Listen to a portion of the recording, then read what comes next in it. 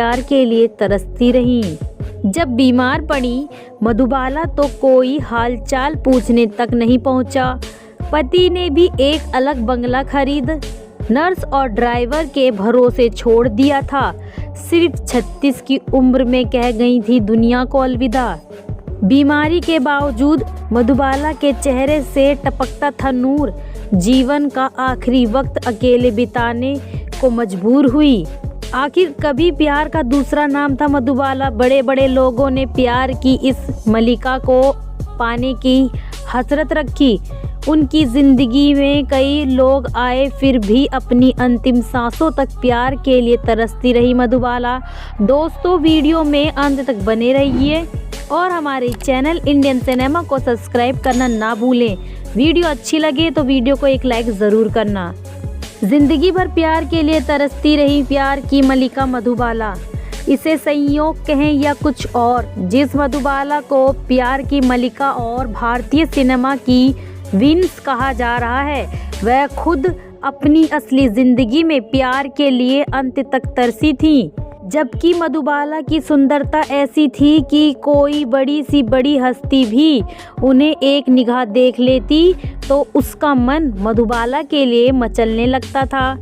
इसीलिए मधुबाला की जिंदगी में कई लोग आए, लेकिन मधुबाला किसी से भी वह प्यार ना पा सकी जिसकी उन्हें चाहत थी।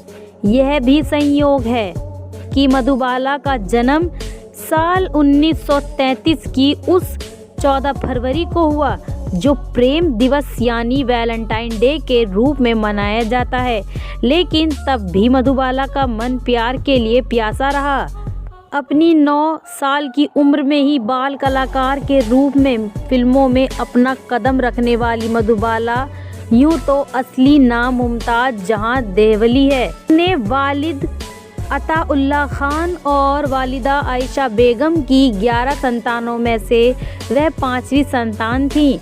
मुमताज का जन्म दिल्ली में हुआ, लेकिन वह बचपन से ही इतनी खूबसूरत थी कि उसकी चर्चा मुंबई तक पहुंच गई। उस समय की दिग्गज फिल्मकार और अभिनेत्री देविका रानी ने मुमताज को देखा तो दिल्ली से मुंबई आकर रहने को कहा। साथ ही देविका रानी ने ही उन्हें नया नाम दिया मधुबाला। कौन जानता था कि यह मधुबाला नाम भारतीय सिनेमा इतिहास के पन्नों पर स्वर्ण अक्षरों में अंकित होकर अमर हो जाएगा। बरसों बाद भी यदि हम हिंदी सिनेमा की बेहतरीन अभिनेत्रियों की बात करते हैं तो उसकी शुरुआत मधुबाला से होती है। महल, अमर, मिस्टर एंड मिसेज 55, फरेहदा, यहूदी की लड़की, गेट ऑफ इंडिया, फालुगन, काला पानी, हावड़ा ब्रिज, चलती का नाम गाड़ी, जाली नोट, बरसात की रात, हाफ टिकट और मुगले आजम से मधुबाला ने अपने शानदार अभिनय की जो बानगी पेश की है वह आज भी बेमिसाल है। सबसे बेहतर अदाकारा को कोई पुरस्कार नहीं मिला, यह भी एक क्रू मजाक सा लगता है। साथ ही पुरस्कारों की दुनिया की व्यवस्था की कलई भी खोलता है कि जिसे पूरा भारतीय सिनेमा ही नहीं, दुनिया के बड़े से बड़े फिल्म मेकर भी हिंदी सिनेमा की सबसे बेहतरीन अदाकारा मानते हैं। उसे जिंदगी में कभी कोई पुरस्कार नहीं मिला, जबकि मुगले आजम में उनकी अनारकली की अमर भूमिका के लिए तो यह माना जा रहा था कि वह सर्वश्रेष्ठ अभिनेत्री का फिल्म फेयर पुरस्कार मधुबाला को ही मिलेगा। लेकिन उस बरस भी यह पुरस्कार उनकी जगह फिल्म घूंघट के लिए अभिनेत्री बीना राय की झोली में चला गया। उनका पहला प्यार भी बीना राय को ही मिला। यह फिल्म फिर एक संयोग है कि यह सन 1961 में जहां मधुबाला को मिलने वाला संभावित पुरस्कार उनकी जगह बीना रॉय को मिला, वहां 10 बरस पहले मधुबाला का पहला प्यार भी बीना रॉय के पास चला गया। वैसे कहा जाता है कि मधुबाला की जिंदगी में कई पुरुष आए जिनमें उनके निर्माता और नायक अधिक हैं, लेकिन उनके पहले प्यार के रूप में जिस व्यक्ति को माना जाता है वह थे अभिनेता प्रेमनाथ। यूं प्रेमनाथ से पहले मधुबाला को पहली बार अपनी फिल्म नीलकमल में नायिका के रूप में पेश करने वाले केदार शर्मा भी मधुबाला के दीवाने थे और मधुबाला को सबसे पहले मशहूर करने वाली फिल्म के निर्देशक कमाल अमरोही भी उनसे शादी करना चाहते थे। हालांकि मधुबाला से ये लोग तो मोहब्बत करते थे, लेकिन मधुबाला खुद इनसे मोहब्बत नहीं करती थी। इस बात से खींच कर कमल अमरोही ने उस दौर की एक और बेहतरीन और सुंदर अभिनेत्री मीना कुमारी से शादी करके यह साबित किया था कि तुमने मुझसे शादी नहीं की, मगर मैं तुम्हारे टक्कर की अभिनेत्री से शादी करने का दम रखता हूँ। हालांकि कमाल और मीना कुमारी की शादी असफल रही, क्योंकि वह आवेश में आकर की गई शादी थी।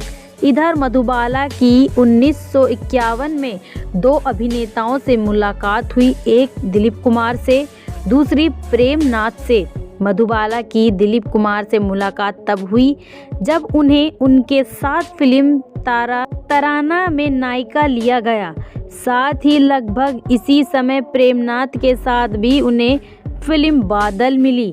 तराना में मधु की तराना की ही भूमिका थी और बादल में रत्ना की दिलीप कुमार की उम्र उस समय 29 साल थी, प्रेम की 25 साल और मधुबाला की 18 साल।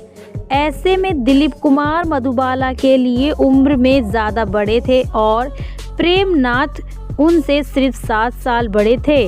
जल्द ही प्रेमनाथ और मधुबाला का प्रेम परवान चढ़ने लगा। मधुबाला को प्रेमनाथ काफ़ी पसंद थे, लेकिन मधुबाला के वालिद नहीं चाहते थे कि उनकी जिस बेटी की सिनेमा की दुनिया में धूम है वह अभी शादी करें। सच यह भी था कि मधुबाला का लंबा चौड़ा परिवार अब उनकी कमाई पर ही आश्रित हो चुका था। इधर प्रेमनाथ का परिवार भी मधुबाला के मुस्लिम धर्म होने के कारण इस रिश्ते को शादी के लिए स्वीकार नहीं करना चाहता था। असहज था। फिर भी प्रेम और मधु दोनों एक दूसरे को दिल और जान से चाहने लगे थे, पर तभी दिलीप कुमार की नज़रों में भी मधुबाला इस कदर बस गई कि वह उनकी नज़रों से दिल में पहुंच गई। दिलीप कुमार का प्रेम तब कामिनी कौशल से चल रहा था, लेकिन वह अब मधुबाला की तरफ ज़्यादा आकर्षित होने लगे।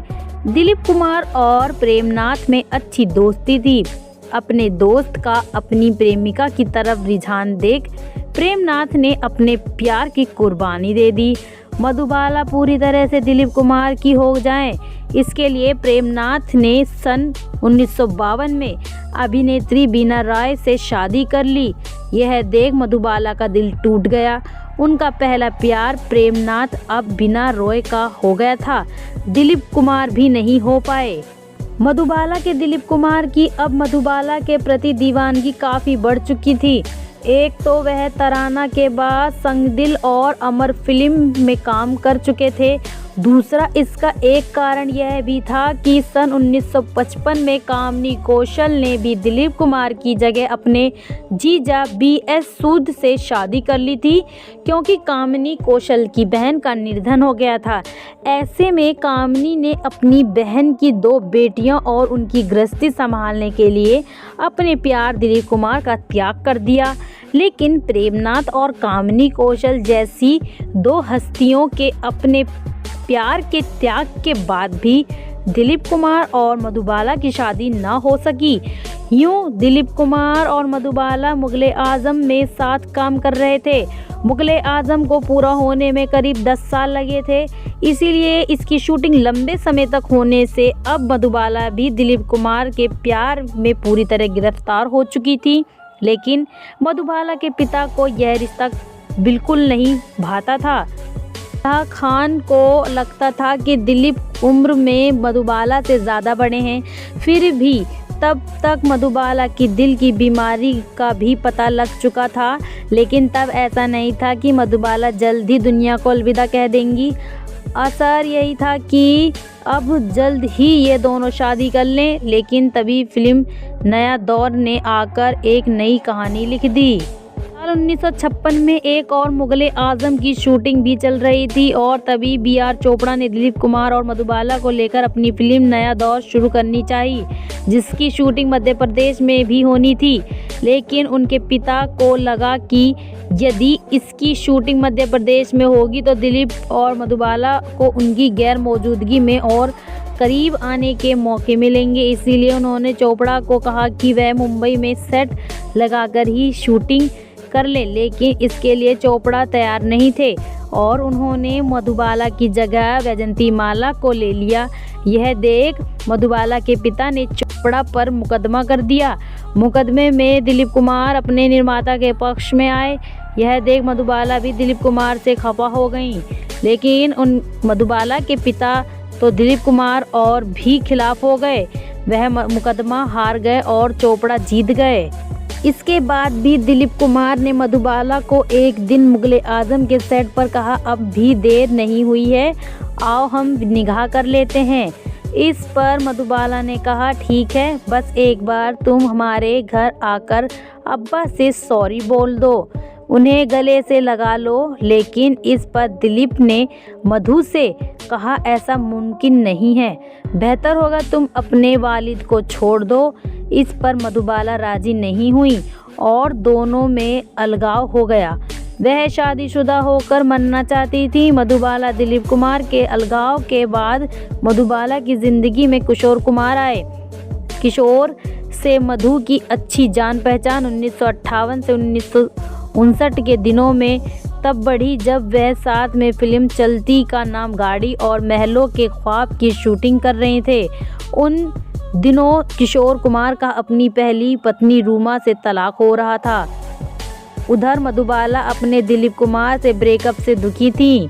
दोनों एक दूसरे का सहारा बने। हालांकि तब तक मधुबाला के दिल में छेद होने की समस्या बढ़ने लगी। उन्हें इसके चलते लंग्स में भी तकलीफ होने लगी थी।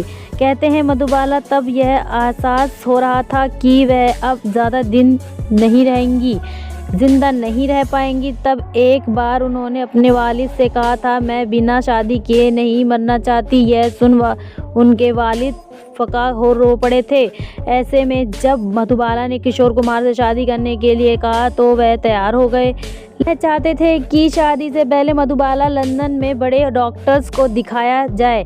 इस पर किशोर ने कहा, हम शादी करके हनीमून के लिए लंदन चले जाएंगे, वहीं डॉक्टर्स को भी दिखा देंगे।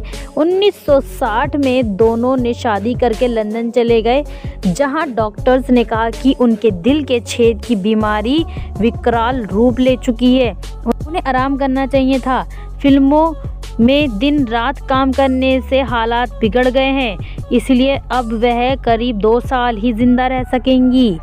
यह सुन दोनों संकेत में आ गए, लेकिन मधुबाला वापस मुंबई आकर भी अपनी फिल्मों को पूरा करने में जुट गईं।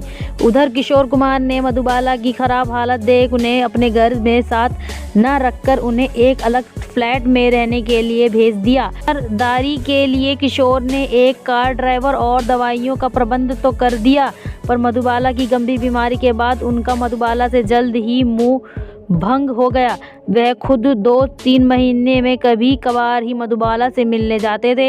यह देख मधुबाला की अंतिम जिंदगी रो रो कर दुखों में ही कटी। वह यूं तो किशोर से शादी के 9 साल बाद इस दुनिया से गईं, लेकिन इस दौरान मधुबाला का आकर्षक मद रूप हड्डियों का ढांचा बन गया। उनका खिलखिलाता चेहरा पूरी तरह उदास और मुरझा सा गया और 23 फरवरी 1959 को यह सौंदर्य की देवी इस बेदर्दी जहां से कूच कर गई। लेकिन आज 50 साल बाद भी यह कहा जाता है कि जिसकी एक झलक के लिए सभी के दिल बेताब रहते थे, जिसकी एक हंसी वीरानियों में भी रोशनी कर देती थी, अभिनय और सुंदरता में जिनका दूर दूर तक कोई सानी नहीं था, जिसका प्रेम पाने के लिए लोग मुरादे मांगते थे, वह रूप प्रेम की मलिका अपनी अंतिम सांसों तक प्यार पाने के लिए तरसती रही। 36 साल की उम्र में जन्मजात दिल की बीमारी से उनकी मौत हो गई थी। लेकिन क्या आप जानते हैं कि मधुबाला की आखिरी दिन काफ़ी ख़राब बीते थे। जो मधुबाला एक समय में बॉलीवुड की हॉट प्रॉपर्टी मानी जाती थी। आखिर वक्त में इंडस्ट्री के लोग उनसे मिलने तक नहीं जाते थे। आखिरी वक्त में मधुबाला ने छोड़ दिया था तैयार होना। मधुबाला इस बात से बेहद दुखी थी कि जब वह बीमार पड़ी तो कोई उनसे मिलने नहीं आता था। वह मरने की कगार पर पहुंच गई, लेकिन कोई भी उनका हालचाल जानने नहीं। उन दिनों मधुबाला ने तैयार होना भी छोड़ दिया था। वह हर वक्त नाइट गाउन में रहती थी। फिर एक दिन 23 फरवरी 1959 ऐसा भी आया कि बॉलीवुड की यह खूबसूरत अदाकारा हमेशा के लिए खामोश हो गई। उस वक्त मधुबाला की उम्र महज 36 साल की थी। मधुबाला के न सिर्फ दिल में छेद था बल्कि फेफड़ों में भी परेशानी थी। इसके अलावा उन्हें एक गंभीर बीमारी थी जिनमें उनके शरीर में आवश्यक मात्रा से ज़्यादा खून बनने लगता था और यह खून उनकी नाक और मुंह से बाहर आता था। मधुबाला को उनकी बीमारियों ने इस कदर जकड़ लिया था कि 9 साल तक वह बिस्तर पर ही पड़ी रही थी। दोस्तों, वीडियो अच्छी लगे तो वीडियो को एक लाइक ज़रूर करना और हमारी चैनल इंडियन सिनेमा को सब्सक्राइब करना ना भूलें।